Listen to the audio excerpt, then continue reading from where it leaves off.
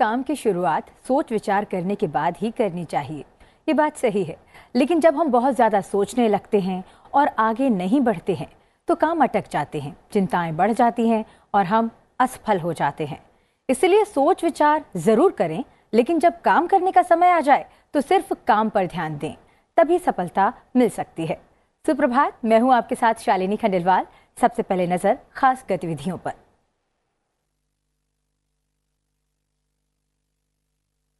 आज से संसद का विशेष सत्र। 5 दिवसीय सत्र में संसद के 75 वर्षों के इतिहास पर की जाएगी चर्चा। मुख्य चुनाव आयुक्त की नियुक्ति से संबंधित विधेयक समेत 8 विधेयक सत्र के एजेंडे में शामिल। सत्र से पहले सरकार ने बुलाई सर्वदलीय बैठक। उपराष्ट्रपति ने नए संसद भवन के गज द्वार पर फहराया राष्ट्रीय ध्वज। कहा, विकास यात्रा में एक ऐतिहासिक क्षण और मील का पत्थर। समारोह में लोकसभा अध्यक्ष समेत कई विपक्षी नेता रहे मौजूद। प्रधानमंत्री नरेंद्र मोदी ने नई दिल्ली में प्रधानमंत्री विश्वकर्मा योजना की लॉन्च। द्वारका सेक्टर 21 से यशोभूमि द्वारका सेक्टर 25 स्टेशन तक एयरपोर्ट मेट्रो एक्सप्रेस लाइन के विस्तार का किया उद्घाटन। नोबेल पुरस्कार विजेता कवि रविंद्रनाथ टैगोर द्वारा स्थापित शांति निकेतन यूनेस्को की विश्व विरासत सूची में शामिल। प्रधानमंत्री ने कहा, सभी भारतीयों के लिए गर्व का क्षण। और भारत 8वीं बार बना एशिया कप चैंपियन। श्रीलंका को फाइनल में 10 विकेट से हराया। मोहम्मद सिराज के 6 विकेट के बदौलत श्रीलंकाई टीम 50 रन पर ऑल आउट। सुप्रभात में अब बात विस्तार से। आज से संसद के 5 दिवसीय विशेष सत्र की शुरुआत हो रही है। विशेष सत्र के दौरान मुख्य चुनाव आयुक्त की नियुक्ति से संबंधित विधेयक समेत 8 विधेयक सत्र के एजेंडे में शामिल हैं। आज के कामकाज की बात करें तो दोनों सदनों में आज संविधान सभा से अब तक 75 वर्षों की संसदीय यात्रा, उपलब्धियां, अनुभव, स्मृतियां और सीख पर चर्चा होगी। लोकसभा में सांसद गणेश सिंह विशेषाधिकार समिति का 6ठा प्रतिवेदन सभा पटल पर रखेंगे। वहीं राज्यसभा में सांसद डॉक्टर दिनेश सिंह राज्यसभा के सांसद के तौर पर शपथ लेंगे। संसद के विशेष सत्र से पहले रविवार को सर्वदलीय बैठक बुलाई गई। बैठक में कश्मीर में शहीद हुए सेना और पुलिस के अधिकारियों को श्रद्धांजलि देते हुए मौन धारण किया गया। बैठक के बाद संसदीय कार्य मंत्री प्रहलाद जोशी ने बताया कि पहले दिन सत्र की बैठक पुराने संसद भवन में होगी। अगले दिन यानी 19 सितंबर को पुराने संसद भवन में फोटो सेशन होगा। फिर सुबह 11 बजे सेंट्रल हॉल में एक समारोह होगा। उसके बाद सभी सदस्य नई संसद में प्रवेश करेंगे। All party floor leaders meeting में हमने कश्मीर में जो हमारे वीर जवान पुलिस ऑफिसर्स शहीद हुए हैं उनके लिए श्रद्धांजलि देते हुए मौनाचरण किया है। और जो फैमिलीज़ है उन फैमिलीज़ को शहीद हुए ऑफिसर्स के, जवान के फैमिलियों को ये दुख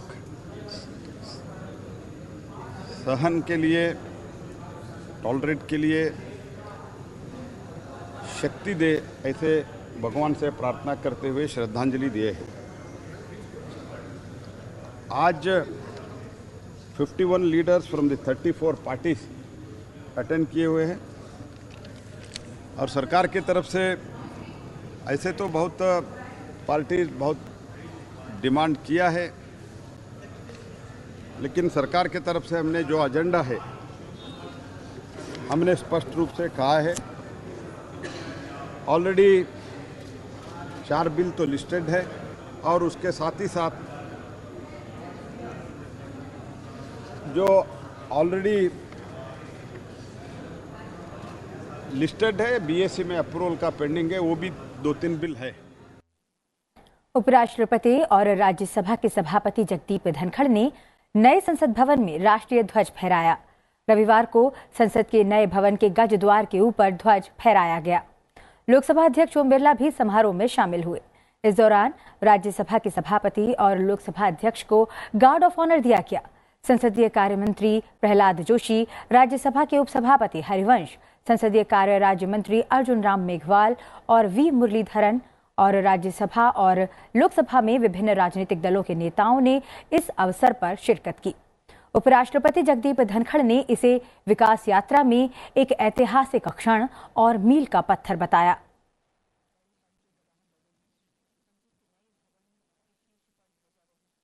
Development achievements which we never dreamt of, our ground reality today is being reflected globally in the most affirmative manner, and today's occasion is indeed historic and a milestone development. Thank you. प्रधानमंत्री नरेंद्र मोदी ने विश्वकर्मा जयंती के अवसर पर नई दिल्ली में यशोभूमि में पारंपरिक शिल्पकारों और कारीगरों के लिए पीएम विश्वकर्मा योजना का शुभारंभ किया। इस अवसर पर प्रधानमंत्री ने प्रधानमंत्री Vishwakarma logo, tagline, portal, customised stamp sheet, tool kit, e booklet और एक वीडियो जारी किया। प्रधानमंत्री ने 18 लाभार्थियों को विश्वकर्मा प्रमाण पत्र भी दिए।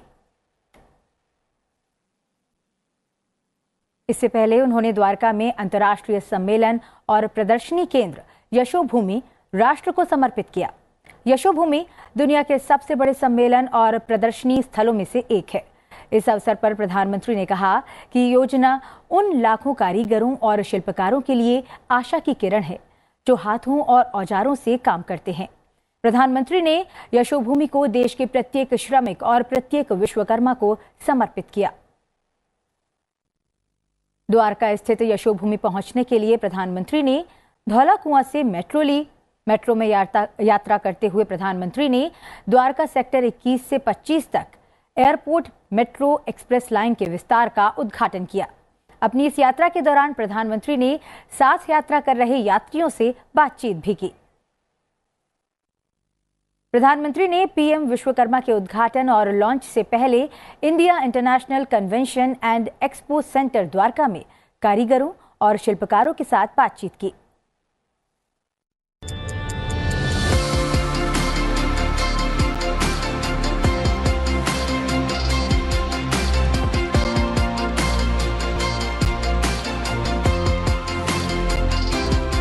तो आपको क्या लगता है जो विश्वकर्मा योजना है इससे क्या फायदा है? उससे जो भी हम लोग मोबाइल में मिलेगा उससे हम लोग और काम आगे बढ़ाएंगे और हम लोग से पीछे जो भी दीदी लोग और है उसको भी यहाँ सिखाएंगे जोड़ेंगे।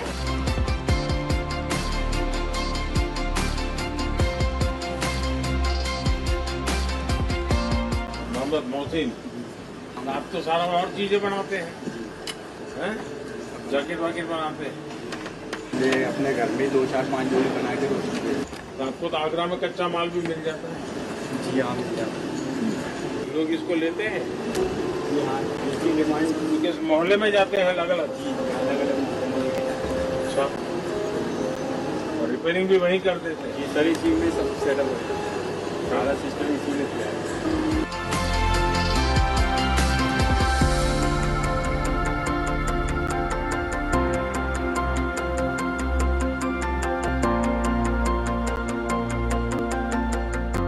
वो फ्रेम है पास, वो नौ वाला लकड़ी है। वाह, कितने में बिकता है? 500।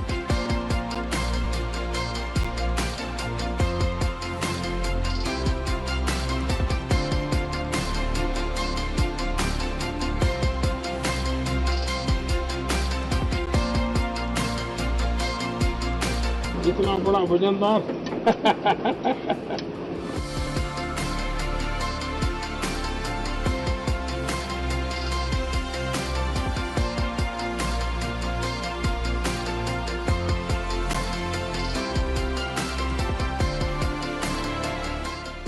जमाना आ गया है फिर से। हाँ सर, ये बच्चों के लिए टॉकन है और ये बड़े बच्चों के लिए गेम से इसमें डाल और ये पेंसिल, बच्चों के लिए पेंसिल मिल जाती है।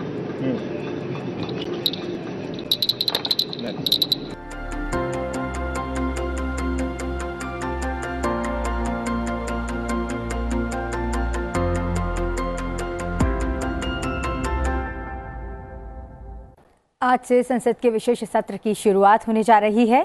5 दिवसीय इस विशेष सत्र में 8 विधेयक इसके एजेंडे में शामिल हैं। ज्यादा जानकारी के लिए चलते हैं हमारी संवाददाता दीक्षा कोहली के पास।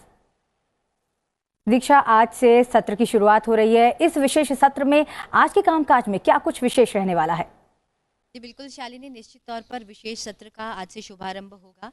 आपको बता दें कि अगर आज के जो मुख्य एजेंडे की बात करें तो आज के मुख्य एजेंडे में शामिल है कि संसद के विशेष सत्र में संविधान सभा से लेकर अब तक जितने भी संसद की 75 वर्षों की यात्रा है, उपलब्धियां है, संस्मरण है, उन पर चर्चा होने की उम्मीद की जा रही है। इसके साथ ही 4 विधेयक हैं, आपको मैं विस्तार से बताऊं। एडवोकेट संशोधन विधेयक 2023, प्रेस एवं आवधिक पंजीकरण विधेयक 2023, इसके अलावा डाकघर विधेयक 2023 और मुख्य निर्वाचन आयुक्त, अन्य निर्वाचन आयुक्तों की नियुक्ति, सेवा शर्त विधेयक 2023 पास किया जाना है। आपको बता दें ये जो पहले 2 विधेयक हैं ये अभी राज्यसभा से पारित हैं और लोकसभा से लंबित है, जिन पर विस्तार से चर्चा की जाएगी। और निश्चित रूप से ये जो विशेष सत्र रखा गया है, आज जो संसद का अभी मौजूदा भवन है उसमें आज ये चर्चा होगी। और अगर कल की मैं बात करूं तो औपचारिक रूप से पुराने भवन से नए भवन की ओर रुख करने का जो पूरा प्लान है वो कल डिस्कस किया गया है ऑल पार्टी मीटिंग में। बिल्कुल दीक्षा, और कल कुछ विशेष रहने वाला है, क्या कुछ खास रहेगा, इस पर आप विस्तार से जानकारी दें।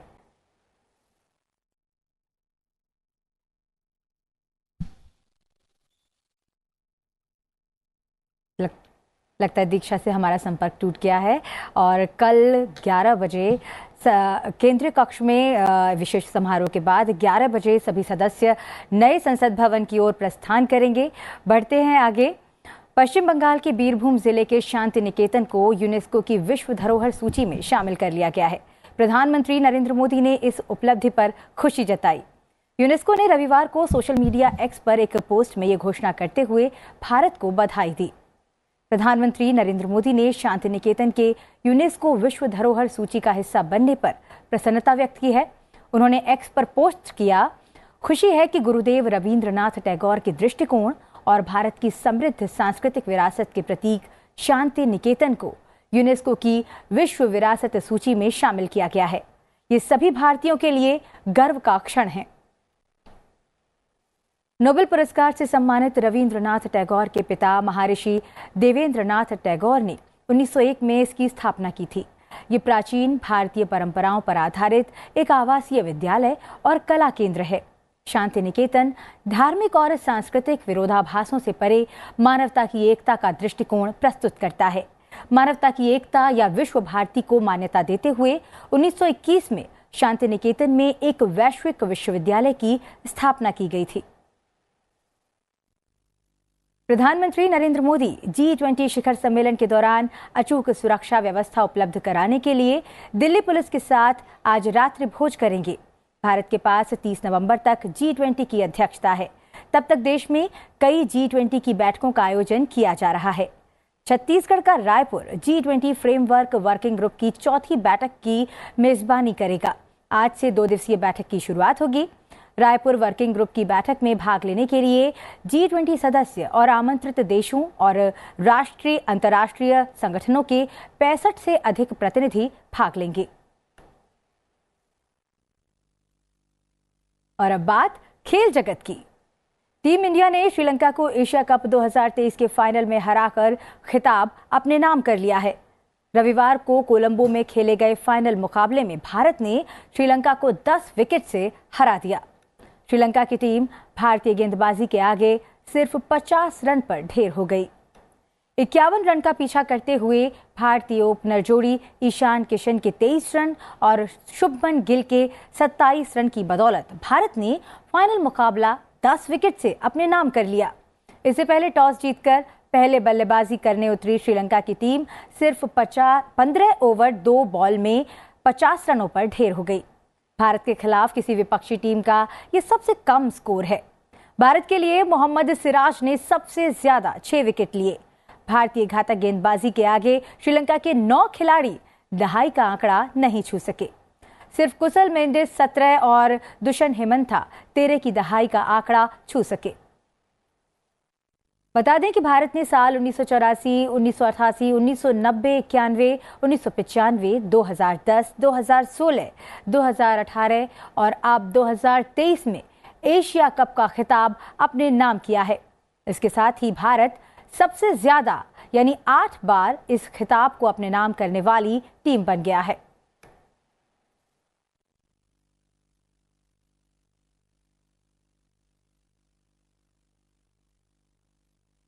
अब बात करते हैं आज के दिन से जुड़े इतिहास की और जानते हैं आज के दिन से जुड़ी घटनाओं के बारे में। 18 सितंबर की तारीख भारतीय इतिहास में एक कायरतापूर्ण आतंकी हमले की घटना के रूप में दर्ज है। 18 सितंबर साल 2016 को जम्मू कश्मीर के उरी कैंप में जैश-ए-मोहम्मद के 4 आतंकवादियों ने भारतीय सेना के ब्रिगेड हेडक्वार्टर पर हमला कर दिया था।